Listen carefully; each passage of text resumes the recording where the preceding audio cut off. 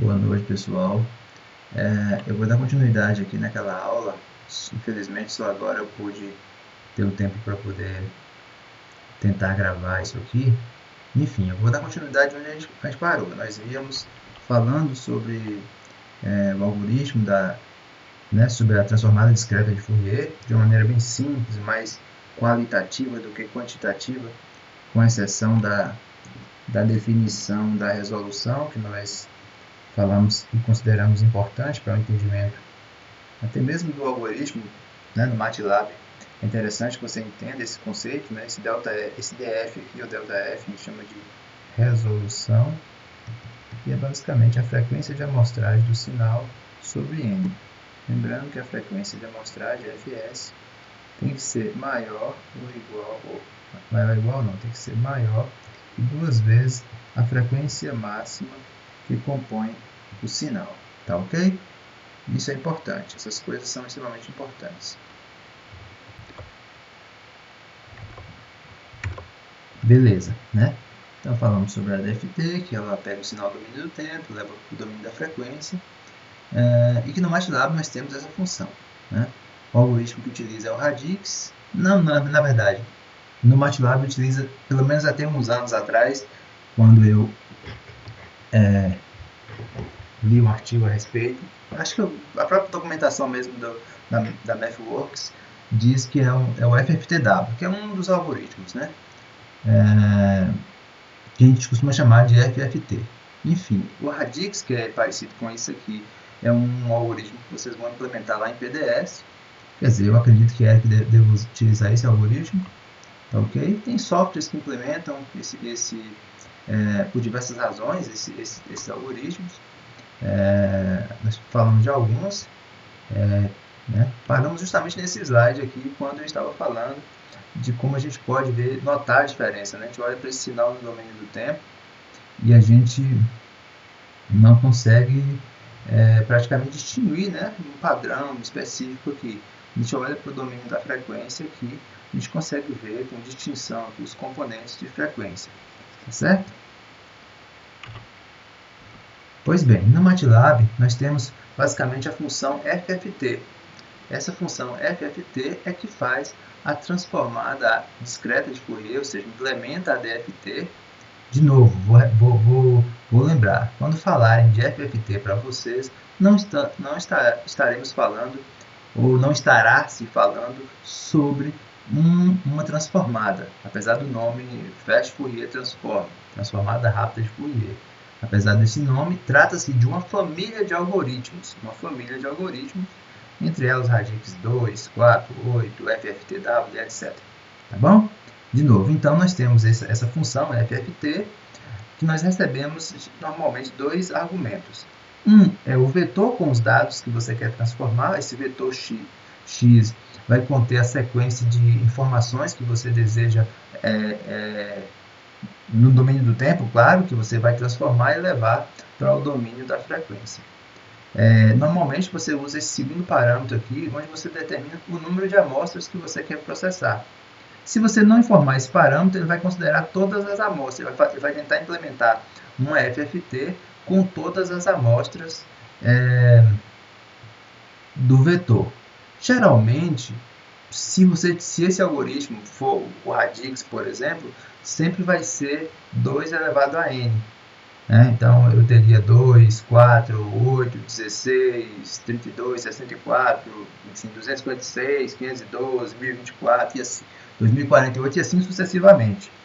Número de amostras, né? Então é comum a gente utilizar isso. Então, por exemplo, né, se eu vou fazer uma transformada de 512 amostras, né, ou o que seria de 512 amostras, mas meus dados só tem lá 500 amostras. Normalmente, o que acontece? Para fechar o vetor com 512, completa-se com 0 essas amostras restantes para que você tenha um comprimento total de 512. Tá certo? Só um detalhe que, na verdade, é pouco importante nesse momento, mas, inclusive, a gente usa isso para outros recursos também, né? Para, inclusive, tentar melhorar a resolução da transformada e etc. Pois, às vezes, a gente tem poucas amostras e se vocês viram, a gente acabou de falar que a resolução é a frequência de amostragem sobre N. Geralmente a gente não tem controle sobre a frequência de amostragem, porque esses dados já foram, isso aqui está na coleta dos dados, né? Mas em relação ao número total que eu vou utilizar para fazer a transformada, normalmente eu tenho um controle. Então, isso define a resolução, o quão preciso vai ser, né? Com capacidade eu vou ter de distinguir frequência, né, no espectro.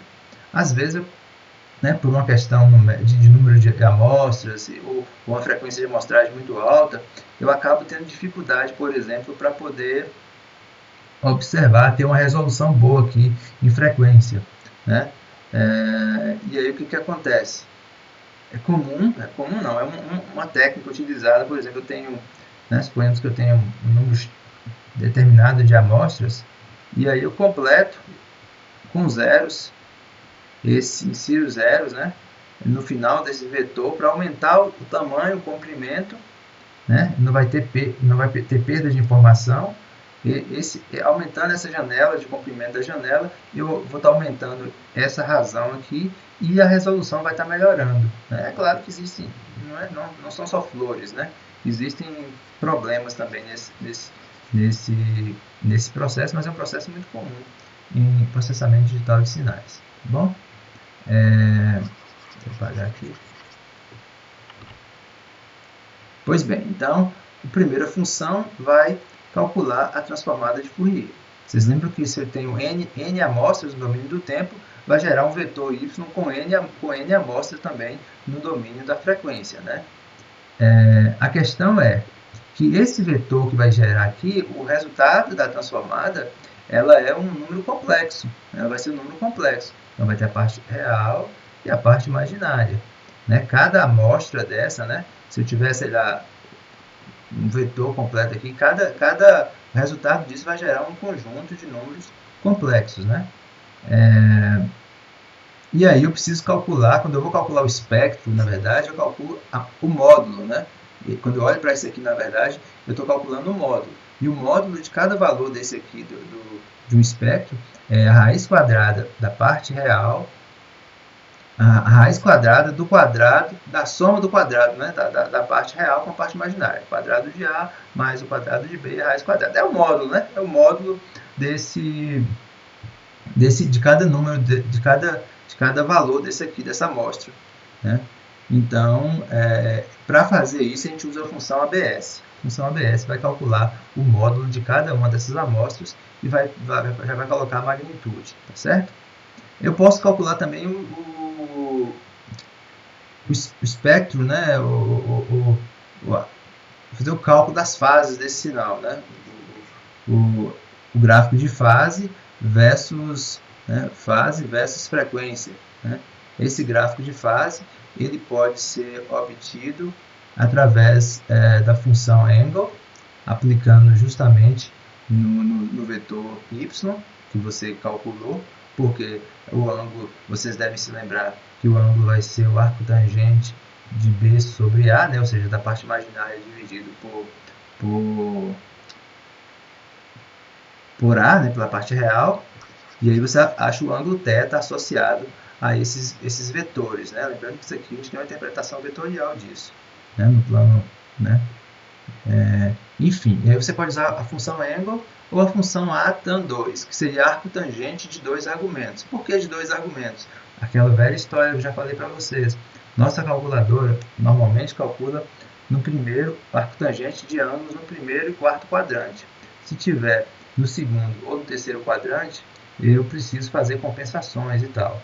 E aí, para identificar o quadrante, eu preciso ter dois argumentos, que aí vai passar justamente a parte real e a parte imaginária como argumento da função, e aí ele vai saber exatamente em qual quadrante vai estar, né?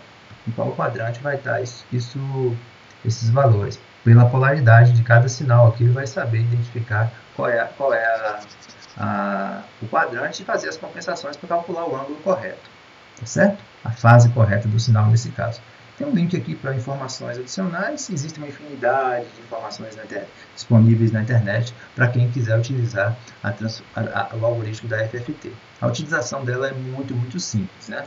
O que a gente vai ver aqui é mais esses conceitos gerais para poder entender basicamente como utilizar o algoritmo em si, assim, com os detalhes, pelo menos entender, né? Que você pode pegar um código pronto lá, rodar, botar seus dados de entrada, olhar os dados da saída, isso é muito fácil de fazer. Mas entender pelo menos o corpo básico do código ali, entendendo, tomando como base essas funções e alguns procedimentos que a gente tem que fazer para que o algoritmo funcione de maneira lógica e coerente para a gente. Bom, né? Nem sei se deveria ter vindo aqui agora, mas... Bom, antes de dar continuidade, então, vamos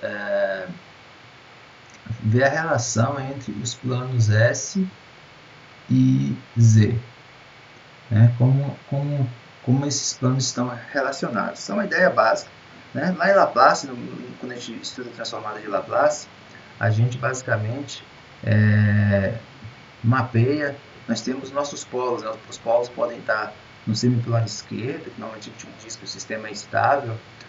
O polo também pode estar no semiplano direito, né? E a gente diz que esses polos, eles são... esse sistema que possui polos no semiplano direito serão instáveis, né? Se a gente tiver polos sobre o eixo imaginário, seguindo algumas restrições, eles podem ser considerados marginalmente instáveis, mas podem ser também marginalmente estáveis. E quando eles são marginalmente estáveis, significa basicamente que eles serão termos senoidais, né? São senoides. E esses polos, né? Se a gente for mapear esses polos para o plano Z seria onde a transformada discreta de Fourier está definida, né? Se a transformada de Fourier está definida toda aqui sobre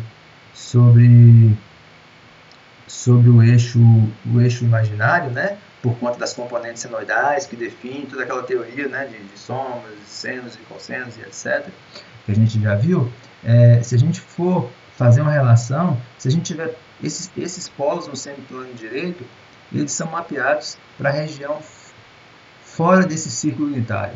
O círculo unitário limita a região de convergência no plano Z, que é o plano discreto, né? Então, esses polos, se eu tiver polos fora, por exemplo, aqui, significa que o sistema vai ser instável. Se eu tiver polos dentro do círculo unitário, o sistema será estável. E esses polos que estão exatamente sobre o eixo imaginário, ou seja, na fronteira entre a estabilidade e a instabilidade, o semiplano de esquerda e o semiplano direito, também serão de maneira equivalente, eles serão mapeados aqui, né, na fronteira, na borda, no limite entre o semicírculo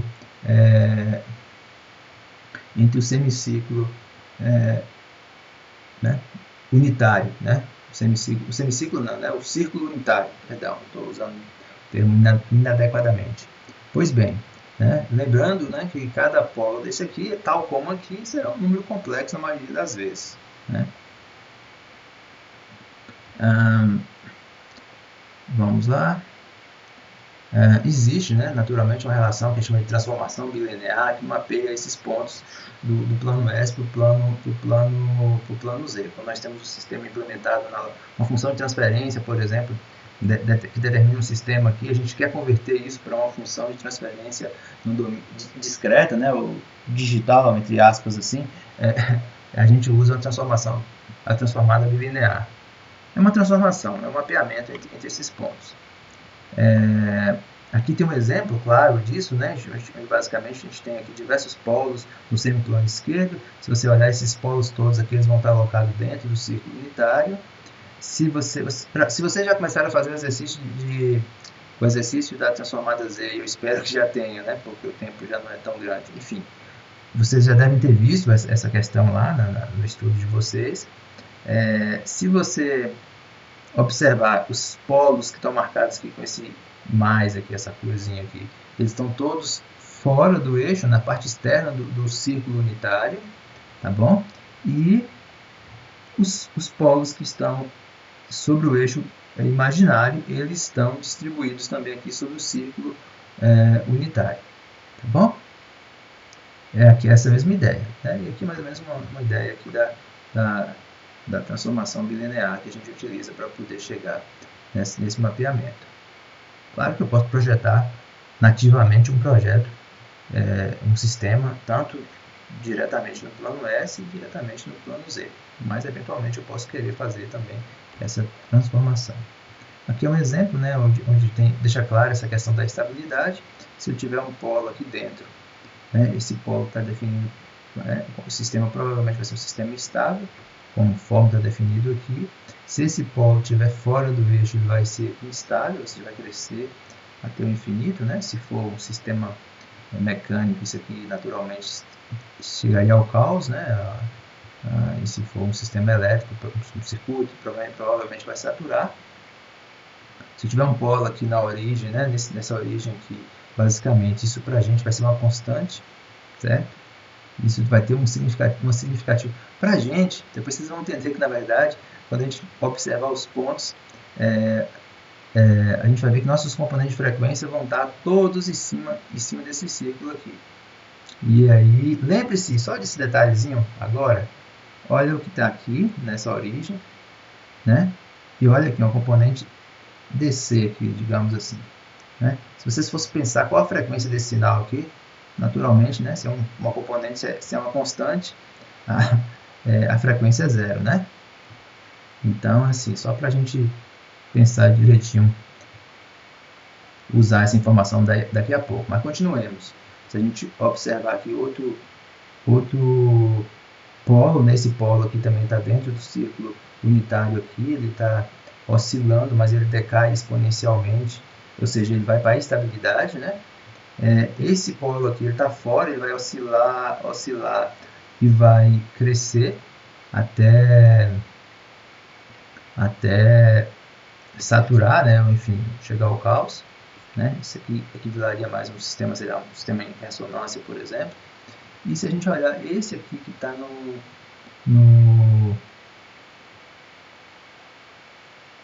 limite, né? Está em cima do ciclo unitário, é um sistema que a gente chama de marginalmente estável, ou seja, é um termo senoidal aqui que vai oscilar indefinidamente, tá bom? Então, basicamente, é resumido aqui todas as possibilidades, né? Lembra aqui, vamos pensar nos dois pontos que estão sobre o ciclo unitário, esse ponto aqui e esse ponto aqui. São pontos importantes para a gente poder entender alguns comportamentos da transformada de Fourier. Tá bom? Tudo isso, pessoal, qualitativamente. É importante que vocês tentem entender as coisas que eu estiver dizendo a respeito disso, né? A gente vai ter muito pouca matemática, mas vai ter esses conceitos que são, no meu entendimento, mais importantes nesse momento. Tá bom? A matemática vem depois. Ok, então, pensando agora só nos pontos que estão sobre o eixo, e esse círculo unitário aqui, perdão, então eu tenho esse polo aqui, esse ponto aqui, e esse outro ponto aqui, esse outro polo. E aí, o que acontece? Aqui eu tenho zero, né? Seria aqui a origem desse. Se pensasse em termos de um ângulo de fase aqui, um ângulo para esse vetor aqui, é um vetor aqui puramente real, né? Se a gente pensar no vetor, ou seja, a parte imaginária dele é zero, né? Né? Se a gente pensar que a parte imaginária é esse. Então, isso aqui, ele tem um ângulo zero, né? Com esse ângulo zero aqui, ele vai ter um significado para a gente, né? Depois a gente vai ver que isso aqui vai representar a nossa frequência zero, os componentes de frequência zero. Se fosse nosso C0, nosso A0, que a gente calculou lá na série de Fourier, mesmo na transformada, é nosso componente de frequência zero, tá certo? Ok? E se a gente for seguindo aqui esse círculo aqui, a gente vai chegar lá na outra ponta, lá em 180 graus, né? Ou π, se a gente for pensar dessa maneira. E nesse valor de π aqui, a gente vai ter alguma coisa que não é zero, né? Se a gente viu que tem essa senoide aqui, ela não é constante, tá certo? E essa senoide aqui para a gente, ela vai ter um significado de frequência também, né? Se a gente fosse pensar a nossa frequência lá em Laplace, naquele eixo, no eixo, de voltar aqui, ó, nesse eixo imaginário aqui, isso aqui vai até o infinito, né? E isso aqui vem até menos infinito. Então, nós temos um limite finito. Para nós aqui, no sistema discreto, o nosso infinito, o nosso mais infinito, é justamente π, né? Nosso infinito, entre aspas, aqui. Claro que vai ser limitado, né? A gente vai chamar, vai dar um nome para isso aqui, né? E se a gente for vindo nesse sentido aqui, negativamente, um ângulo negativamente até menos 180 ou menos π, né? A gente também vai chegar no mesmo ponto aqui, ok? E se a gente for, para a gente dar logo nome aos bois, quando a gente fizer esse mapeamento aqui dos pontos, lembra que o que limita essa frequência aqui vai ser justamente a frequência de amostragem. Se a gente fosse pegar a frequência de amostragem, ela estaria distribuída sobre todo o círculo unitário. Então, se eu for com a frequência, variando a frequência por aqui, quando eu chegar aqui, eu vou ter justamente a frequência de Nyquist, que é a frequência de amostragem sobre 2. Se eu vier por aqui também, da mesma forma, vai ter menos Fs sobre 2, né? Pensando aqui, né? Por essa perspectiva aqui angular, digamos assim. Quando eu chegar nesse ponto π aqui, né? Para a gente aqui, π vai ser a frequência de amostragem sobre 2.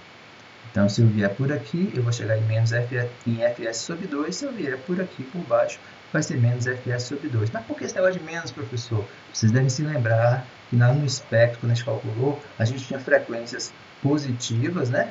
Frequências positivas, e aparecia também uma coisa exatamente igual, só que com frequências negativas. Então, se eu tivesse aqui, sei lá, 1 Hz, 10 Hz, 20 Hz, eu ia ter aqui menos 1 Hz, menos 10 Hz, menos 20 Hz também. E claro que essas frequências que apareceu aqui é uma consequência matemática daqueles cálculos que nós fizemos. Mas por que existe? Isso é um efeito que a gente chama de efeito de simetria. É um efeito de simetria por conta de consequência matemática. Quando nós usamos aquelas exponenciais complexas lá, elas têm essa conotação, né? Quando aparecia lá um E, J, ômega, a gente já viu que é cosseno de θ mais J seno de θ. Então tem a parte real, a parte imaginária, isso é um número complexo. E para cada um componente que aparecia lá, existia um par de conjugado, né? Ou seja, a hora isso aqui era positivo, a hora isso aqui é negativo, né? Aparecia um cosseno de θ também menos J seno de θ.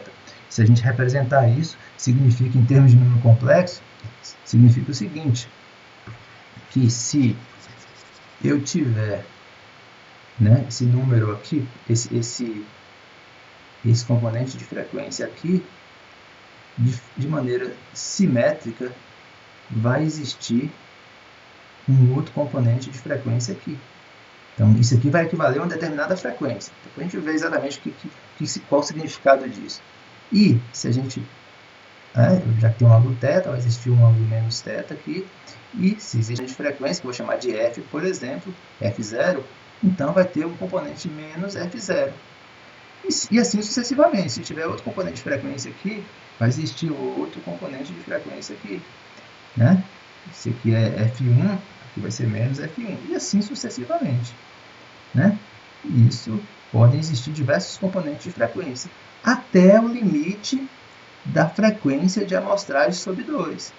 Por isso que a gente precisa respeitar o critério de Nyquist. Lembra que a gente falou do critério de Nyquist? Vai existir um efeito que a gente chama de sobreposição espectral. Mais tarde eu falo um pouquinho a respeito disso com vocês, mas está relacionado com isso, porque tem um limite para essas frequências, né?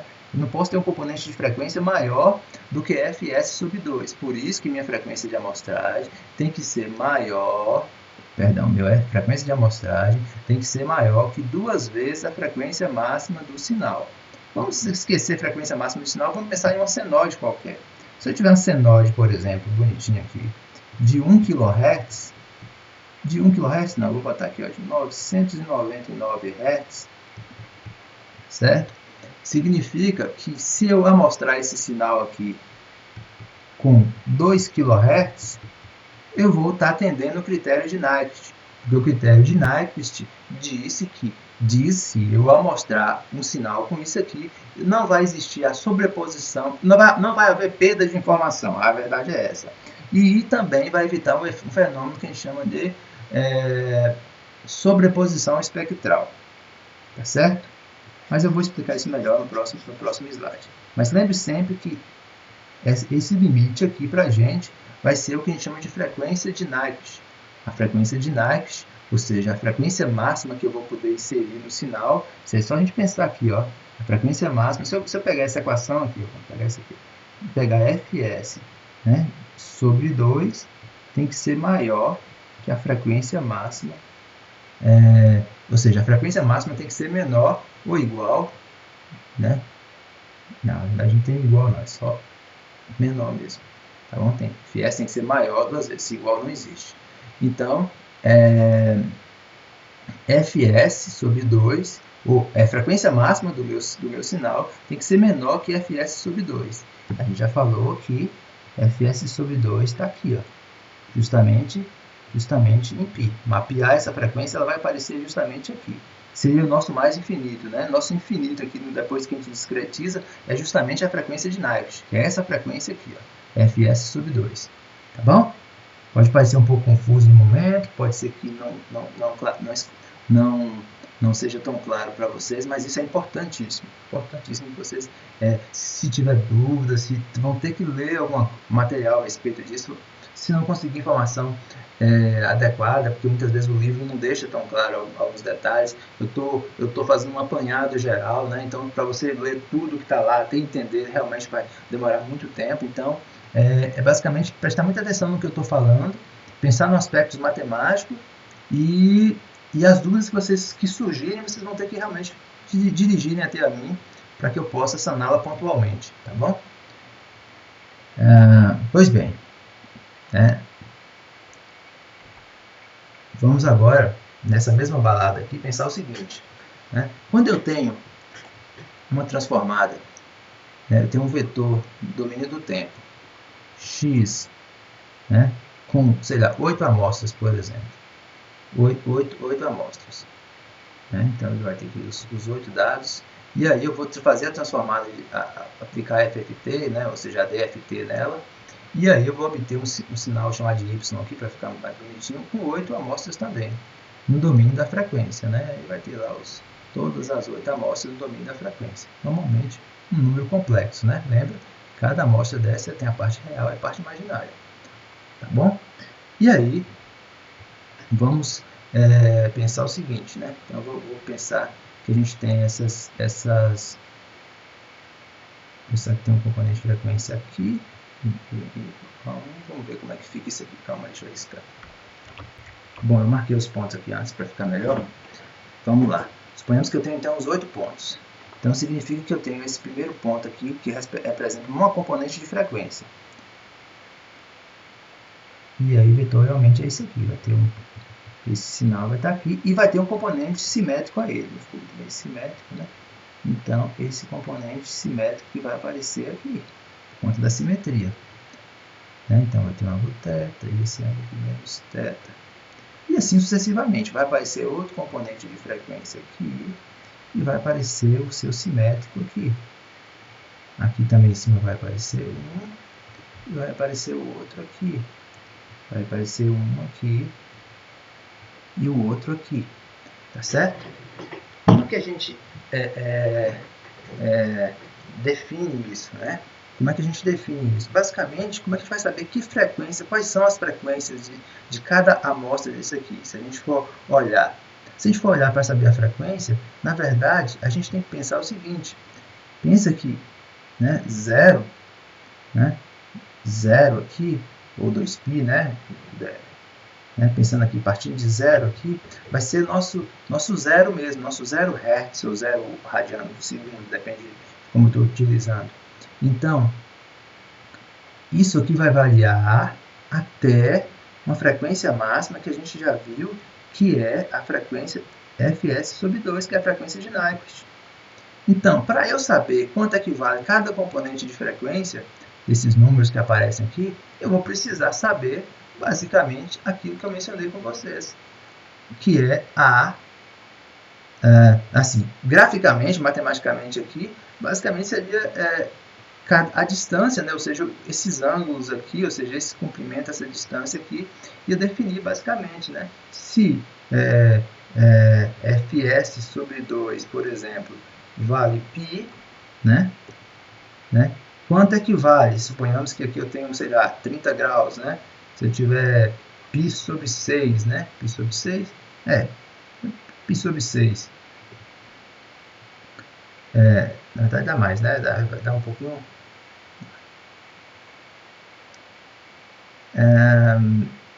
Quanto é que vale? Qual é a frequência que vale? Eu poderia fazer essa relação aqui e encontrar. Mas assim, vamos pensar que por enquanto para a gente isso também não importa tanto, né? Mas o que importa é que existe essa relação, esses componentes de frequência estão distribuídos aqui. Claro que isso aqui deveria, nesse caso aqui, deveria estar distribuído de maneira igual, né? Só que eu fiz o desenho errado aqui, ele tem que estar distribuído de forma igualitária aqui, né? Então, esses ângulos que estão aqui deveriam ser os mesmos, né? Então, todos esses ângulos aqui seria θ. É porque eu não desenhei muito bem desenhado aqui, na verdade ficou péssimo o desenho. Né? Isso aqui deveria ficar simétrico. Por quê? Porque esses pontos vão se distribuir uniformemente aqui por esse semicírculo, tá bom? Ou seja, vão ter 4 pontos que vão estar aqui e vão ter 4 pontos que vão estar do lado aqui das frequências negativas. Então, isso aqui seria as frequências positivas. Se fosse olhar para o espectro, seria equivalente àquela parte positiva do espectro. Né? Se eu fosse olhar em termos de módulo, eu ia ter, sei lá, 1, 2, 3, 4 componentes de frequência positiva, e aqui do outro lado ia ter 1, 2, 3, 4 componentes. Esse componente de frequência positiva seria equivalente a esse. Esse segundo componente aqui seria esse aqui.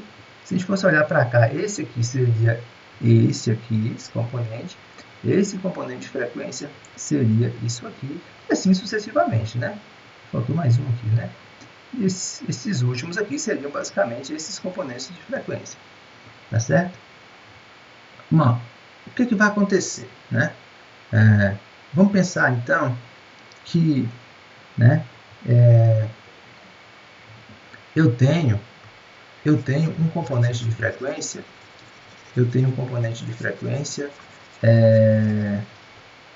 né, se isso aqui é Fs sobre 2,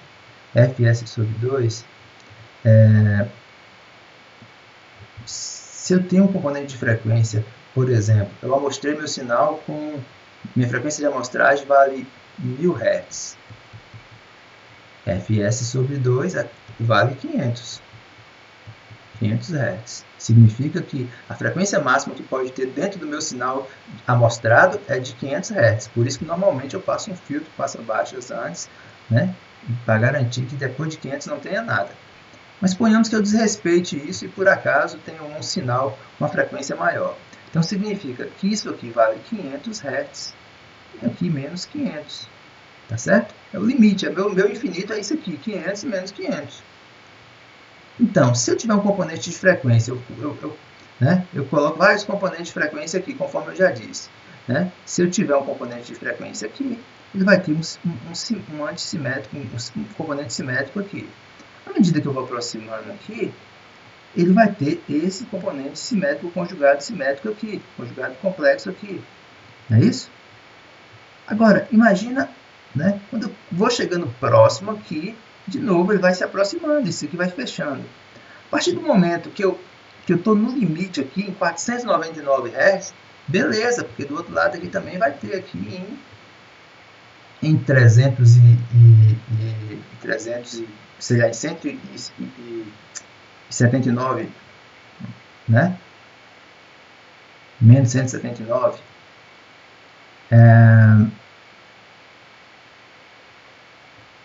Só que isso basicamente deixa claro que o limite é aqui. Não posso ter. Por quê? Porque se suponhamos que ao invés de ter, eu vou ter um componente de 499 Hz, beleza. 500 Hz é fronteira, eu não vou nem entrar nesse detalhe. Eu vou colocar que eu tenho um componente de frequência de 600 Hz. Esse componente de 600 Hz ele vai passar aqui em tese, esse componente de 600 Hz ele vai vir mais ou menos para cá. Se ele vai vir para cá, vai existir um componente de frequência que vai aparecer aqui, o simétrico conjugado, o conjugado simétrico dele, o conjugado complexo dele. Opa, quer dizer então que eu tinha um componente de 600, né? 600, ou seja, ele passou 100 Hz para cá, só que vai existir no meu espectro, no meu lado positivo, um outro componente que passou também aqui, por conta da simetria, 100 Hz para cá. Então, aquele componente que na verdade é de 600, se eu for olhar para cá, já que ele passou 100 para cá, ele volta 100 para cá, então na verdade ele vai ser lido como 400. Veja se faz sentido, né? De novo, né? Se eu vier aqui e coloquei um componente de 700 Hz, 700 Hz vai estar aqui. Só que não poderia ter, porque eu estou desrespeitando o critério de Nyquist. Então 700 está aparecendo aqui e, na verdade, ele vai voltar 200 para cá. Então ele vai estar sendo lido como 300. Então o que acontece? Essa é a famosa sobreposição espectral. Por conta desse processo de simetria, quando um vetor ele passa dessa frequência limite aqui, quando ele começa a passar para cá, começa a gerar do outro lado aqui um simétrico. E esse simétrico aqui, ele não vai ser na frequência original. Ele não vai ser lido. Então, quando tu fizer as tuas continhas lá, suponhamos que seja só um componente de frequência só da transformada. Né? Isso é o resultado da transformada, o mapeamento. Suponhamos que tu fez aqui, né? Tu está respeitando o critério de Nyquist. Primeiro, vamos lá, respeitando Nyquist. Respeitando Nyquist. O cara fez aqui, isso aqui é 500, né? 500 Hz. Suponhamos que o componente de frequência esteja aqui no meio, para ficar bonitinho, ó. No meio. Significa, então, que eu tenho um componente... Isso aqui vai ser meu limite. F... Eita, parece que travou.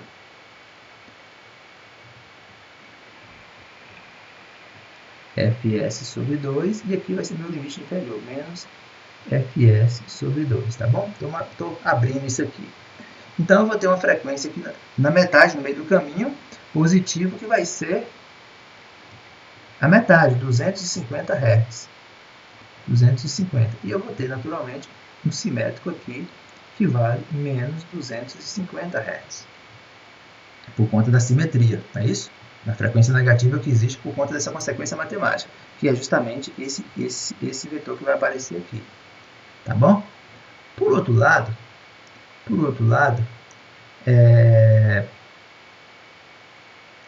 se eu tenho, por exemplo, um componente de frequência, eu vou e amostro um sinal que eu não tenho garantia que não tenha, por exemplo, que tenha componente acima de 500. Suponhamos que tem um componente de frequência também aí, que é de 400 Hz, mais ou menos. 400 Hz vai estar aqui, mais ou menos, suponhamos. 400 vai estar aqui, então vai ter o simétrico dele que vai estar aqui. Beleza, significa então que aqui mais ou menos, faz com que a amplitude dele é menor. Aqui vai ter 400 e aqui também vai ter menos 400. Perfeito, simétrico. Só que, né, apareceu um componente de frequência de 550 Hz. Desrespeitando os 550, ele vai ser projetado aqui mais ou menos. Então, se ele vai ser projetado mais ou menos aqui, vai existir o simétrico conjugado dele, né, que vai aparecer aqui. Isso aqui, se a gente for ler aqui agora no gráfico positivo, isso aqui não vai ser. Vou pegar até outra cor aqui para fazer. Esse componente de frequência aqui, ele não vai ser lido como 550, ele vai ser lido como 450. Então, vai aparecer um componente de frequência aqui, em 450, vou bater um pouquinho maior, e vai aparecer outro aqui, né, também aqui do lado de cá, simetricamente aqui. Vai aparecer aqui alguma coisa aqui, menos 450 ou coisa do tipo. Só que, esse componente de frequência que vai aparecer aqui de 450, ele é falso. Ele não existe, ele não existe no meu sinal. O que existia, em tese, era o componente de 600. Isso é o alias, isso é sobreposição espectral. Por quê? O meu limite era fs sobre 2. É como se esse componente de frequência que está vindo aqui, ele passa e ele começa a aparecer de novo aqui. À medida, quanto mais ele passa para cá, mais ele vai chegando lá de cá por conta desse efeito. Então, quanto mais ele vai passando aqui, se ele chegasse aqui, por exemplo, né, se ele chegasse aqui, ele ia refletir aqui e assim sucessivamente. Quanto mais eu ultrapasso isso aqui, mais ele vai, enfim, gerar essa sobreposição. Eu não sei se ficou claro, não é um negócio tão difícil, mas eventualmente quando eu explico isso, as pessoas têm alguma dificuldade de entender, é natural. Tá certo? Bom, mas um detalhezinho que eu preciso falar para vocês a respeito disso. Que, vou apagar aqui, eu acho que tomara que tenha ficado claro essa questão da simetria, e por que a gente utiliza um filtro passa-baixas antes de digitalizar. No processo de digitalização, ou seja, vou digitalizar para poder processar computacionalmente isso, ou no microcontrolador, seja como for. Quando esse sinal vai entrar aqui, ó, antes de entrar, ele passa por um filtrozinho passa-baixas. Esse filtro passa-baixas vai garantir que eu possa amostrar com a garantia de que não vai ter componentes de frequência acima da minha frequência de amostragem, ou seja, quando eu mostrar isso aqui com 1000 Hz, meu filtro aqui vai estar garantindo que depois de 500 Hz não tem mais porra nenhuma no meu sinal que vai atrapalhar. Ou seja, se existisse aquele componente 600, de 400, de 550, de 600, 700, seja qual for a frequência, ele vai ser eliminado antes de ser digitalizado. Por isso que eu preciso desse elemento anterior ao processo de digitalização, que é o filtro anti-alias, ou filtro passa-baixo, ou o filtro anti-recobrimento. Tá bom? Tudo isso é nome utilizado na literatura. Beleza, pessoal? Bom, né? De novo, só fazer um exemplo, é o seguinte. Né? Se eu tenho aqui esses N pontos, essas N amostras aqui, por exemplo, que vai ter os seus simétricos, nós suponhamos que eu tenha dois componentes de frequência. Né? Esse aqui e os seus conjugados. Se a gente fosse fazer o espectro dele, a gente vai ver basicamente que teria isso aqui e isso aqui teria também aqui espelhado. Né? Nossa frequência 0, frequência máxima fs sobre 2 e aqui menos fs sobre 2. Que seria basicamente aqui fs sobre 2 e o 0. Esse 0 parte para cá representa essa parte daqui e essa parte de baixo aqui representa essa parte de cá. Se a gente olhar isso aqui de cima, né, se a gente pudesse ter uma visão 3D desse círculo aqui, a gente ia olhar isso aqui de meio de lado assim, a gente ia olhar uns negócios assim, cara. Olha, porque aqui tá ruim de desenhar. Eu vou mostrar no MATLAB para vocês. É como se fosse uma coroa, digamos assim, onde a gente ia enxergar em cada ponto desse um pico. Né? É uma outra forma de enxergar. Na verdade, isso aqui é um número complexo, né, onde tem a parte real e a parte imaginária. E a magnitude, ou seja, a amplitude de cada ponto desse aqui, né? Suponhando, deixa eu ver como é que ficaria isso aqui, ficaria assim. Eu acho. Aqui é o 0, aqui é o 0, aqui é o 90, aqui é o fs sobre 2, que é o π, né? Enfim, aqui 270, o 3π sobre 2, enfim, mais ou menos isso. Né? Os componentes de frequência estão mais ou menos aqui. Se eu estivesse olhando, digamos, aqui eu estou olhando de cima, né, do plano superior. Aqui eu estou olhando meio que em diagonal, uma perspectiva. E cada componente desse aqui que aparece, eles vão aparecer dessa maneira aqui. Né? Isso aqui dá uma visão mais ou menos de como vai aparecer esses componentes espectral. E se eu pegar isso aqui, esse ponto aqui é justamente esse ponto central. E aí eu venho aqui em fs sobre 2 e abro isso aqui, ó, abro isso aqui. E se eu abrir, pensa numa coroa, como se fosse uma coroa, eu cortasse ela no meio e abrisse ela, eu vou enxergar justamente isso aqui, que é o nosso espectro. Tá bom? Cara, você não vai achar isso no livro, ou pelo menos em qualquer livro, não. Tá bom? Esse tipo de informação, esse tipo, digamos, de descrição desse sistema. Não está no Latte, não está no Hype, não está, nem sei onde você, provavelmente você não vai encontrar em livro nenhum, exatamente dessa forma que eu estou te falando aqui. Bom, são observações que a gente faz ao longo de muito tempo. E não é que seja uma coisa complexa, mas é uma forma diferente de você enxergar uma coisa além da matemática. Porque a gente não está falando praticamente de nada aqui de número, né? de conta. É só de uma observação sobre uma coisa que vai ser fundamental para que vocês entendam coisas que vocês ainda vão estudar.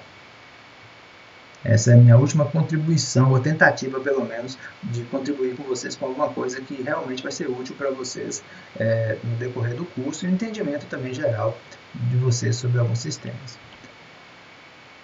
Isso é importante, é o seguinte, está vendo esse gráfico aqui?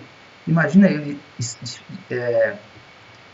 ele de uma forma diferente. Imagina ele o seguinte, que ao invés dele ser montado dessa maneira, eu pego essa parte aqui e vou colocar aqui. Ó. Isso aqui vai ser o 0. Isso aqui vai ser o nosso Fs sobre 2. Então, seria isso aqui.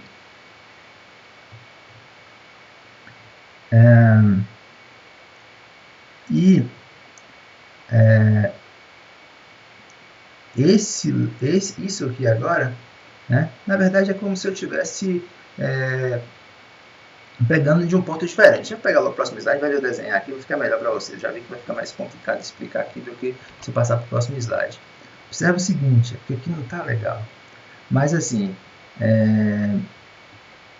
quando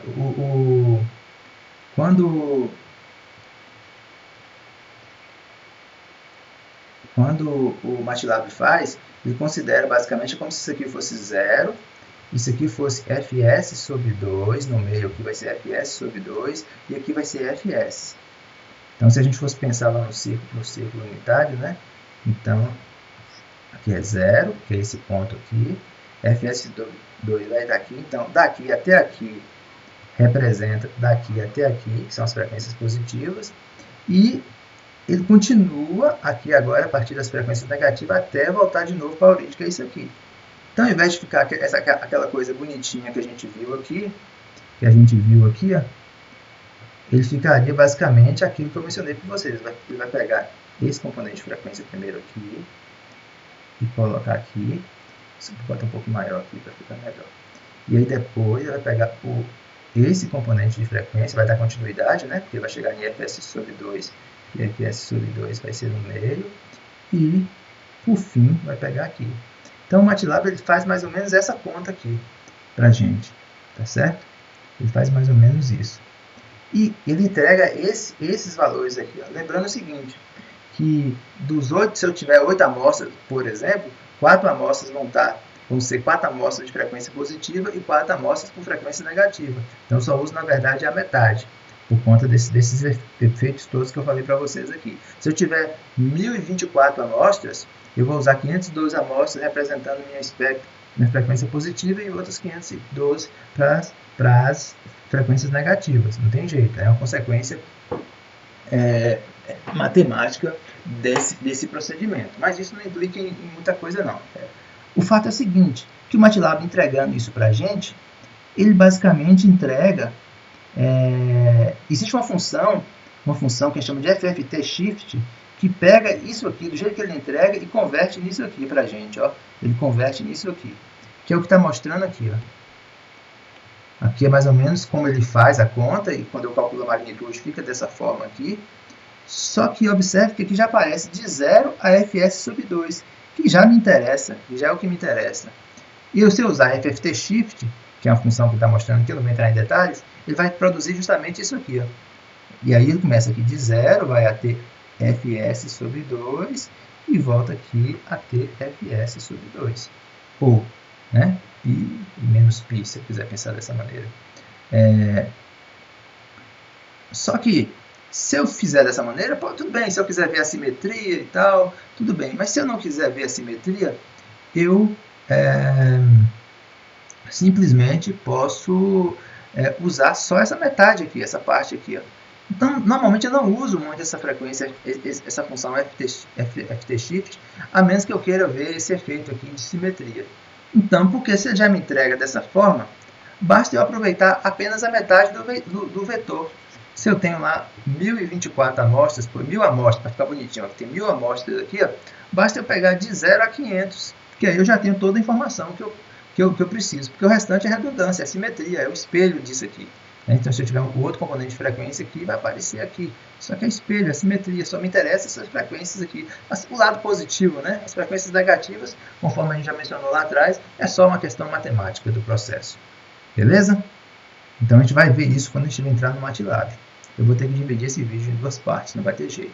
E já está longo, né? Tranquilo. Aqui é um exemplo de uma resposta, né? de um cálculo usando a FFT do MATLAB.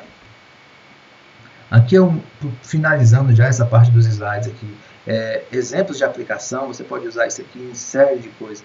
A manutenção preditiva, variação de vibração, tem um slide mais à frente que eu vou explicar para vocês, análise de interferência eletromagnética, instrumentação eletrônica, engenharia biomédica, instrumentação não invasiva, que a gente chama de sensorless, né, de análises, né, enfim, no mestrado eu utilizei técnicas relacionadas a isso, onde eu aplicava, né, eu usava o sinal da corrente de uma das fases do motor de indução e fazendo análise espectral daquele sinal e analisando com teorias e conceitos da literatura, a gente conseguia chegar, por exemplo, na velocidade com uma precisão absurda e a partir da velocidade chegava no escorregamento, no torque daquele motor, sem necessariamente ter que ter contato físico, apenas analisando o sinal de corrente. Né, um trabalho de instrumentação, inspeção por ultrassom, o professor Manuel trabalha com isso aqui, e você consegue detectar microfissuras, por exemplo, em materiais, utilizando sinais de ultrassom, e você faz essa análise utilizando, por exemplo, análise espectral de sinal, em visão computacional, na astronomia, em telecomunicações e uma infinidade de outras coisas que vocês podem utilizar isso aqui.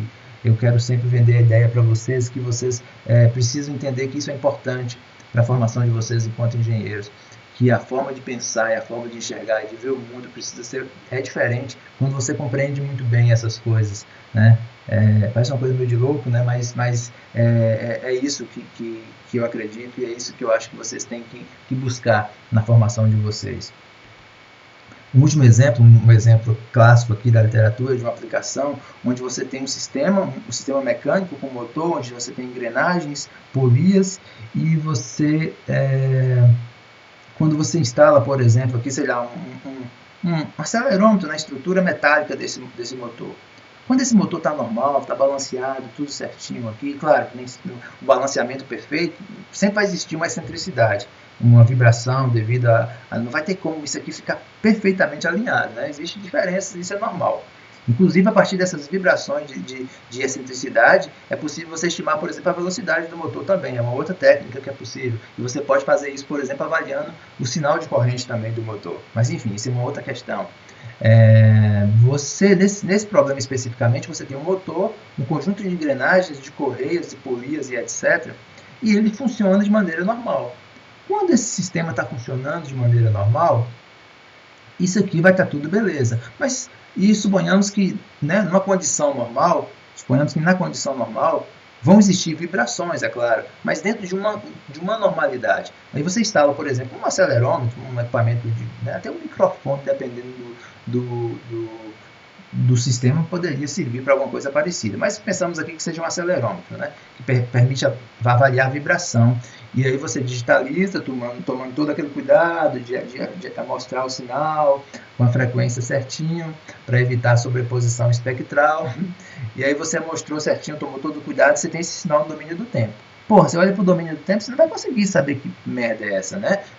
Tem um tanto de sinal, tem a vibração aqui devido à excentricidade, tem a vibração devido à engrenagem, que vai estar em outra frequência, aqui na correia aqui, que vai estar numa velocidade maior aqui, você já tem uma frequência ainda maior, e aí você faz a FFT, por exemplo, desse sinal, e você olha o espectro. Aí você, esse componente de frequência é devido ao balanceamento, por exemplo. Esse aqui é devido ao rolamento. Isso aqui é devido às engrenagens aqui, que vão estar na velocidade maior. E aí o que o cara faz? O cara estuda o motor normal, vamos supor que o motor está beleza, e ele sabe que o padrão dessas vibrações, desses negócios aqui, para um motor normal, está dentro dessa faixa, dessas frequências e tal. Mas suponhamos que um rolamento desse aqui começa a dar BO. ele já começa a danificar, começa a apresentar um comportamento, sei lá, começa a danificar mecanicamente mesmo, começa a vibrar. Esses componentes de frequência vão mudar. Pode aumentar a amplitude, pode mudar a frequência, e através de uma análise desse sinal aqui é possível prever, por exemplo, que esse equipamento vai, muito antes até dele apresentar um problema, eu consigo avaliar, opa, esse motor aqui, esse sistema aqui está próximo de ir para o beleléu, né? Como diria o professor, o senhor Madruga, né? Do Chaves. Ele pode prever essa situação, por exemplo, fazendo uma análise desse sinal aqui. E aí, como é que eu faço isso, então? Numa indústria, numa linha de montagem, por exemplo, tem dezenas, centenas de motores, como é que eu vou... se isso para, por exemplo, durante a produção, isso interrompe um ciclo de produção e pode gerar um prejuízo imenso. Então, os sistemas de manutenção preditiva pode, a partir desses dados, a partir da utilização disso, prever, por exemplo, opa, esse motor aqui está perto de... já está apresentando algum sintoma. E o cara faz o quê? Faz um planejamento. Ele planeja, avaliar vai pegar o melhor momento, o melhor horário, a melhor data possível e vai parar, vai fazer a manutenção, vai trocar, vai corrigir o que tiver que corrigir, vai substituir peça, enfim. E aí você volta e você tem um prejuízo menor ou prejuízo zero, se isso for feito de maneira adequada para o ciclo da produção, por exemplo, numa indústria. É só um exemplo de aplicação, existe uma infinidade de outras. É muito legal esse negócio dá para aplicar em muita coisa, tá certo? E aí eu encerro essa parte do slide e agora eu vou mostrar no MATLAB para vocês como a gente consegue calcular de maneira muito fácil a transformada rápida de Fourier, tá bom? Eu vou fazer um exemplo aqui com senoidezinha simples, fazer a transformada, mostrar os resultados e fazer alguns comentários adicionais, mas vou fazer isso no segundo vídeo para que não fique tão cansativo. Mas eu recomendo que vocês assistam esse vídeo porque terá com certeza informações que podem ser úteis para que vocês respondam a alguma questão que possa eventualmente fazer referência a esse tipo. Matematicamente eu não cobrarei nada com relação a esse tema para vocês. Né? Um colega de vocês mandou mensagem, eu ia até responder para ele, mas eu acabei me esquecendo, na hora eu não tinha condição de responder, eu estava no celular, enfim, sobre o que vai cair, até que dia eu vou dar assuntos que caiam na prova. Eu acho que até o último dia de aula é o assunto que pode cair na prova. Talvez não de maneira objetiva, mas de maneira que possa, alguma informação que possa auxiliar vocês no entendimento, na forma de pensar de vocês, que possam auxiliar vocês enfim, na solução das questões que eventualmente possam vir. Com relação a esse assunto que eu acabei de mencionar para vocês, eu recomendo que vocês assistam o vídeo com atenção, tente de maneira que fique mais claro possível essas coisas que eu falei para vocês. Para mim é tudo muito claro, aquela velha história do Clóvis de Barros, né? Tudo tão claro para mim quando eu mesmo explico, né? Eu consigo entender tão perfeitamente quando eu mesmo explico. Então é claro que eu estou aqui falando, para mim parece tudo muito claro, tudo muito óbvio, tudo interligado, tudo óbvio, tudo claro. Mas para vocês que estão aí ouvindo, talvez algumas coisas possam passar meio estranho, possam incomodar um pouco. Isso é perfeitamente normal, se por acaso estiver acontecendo com você. Não se preocupe tanto com isso. Quer dizer,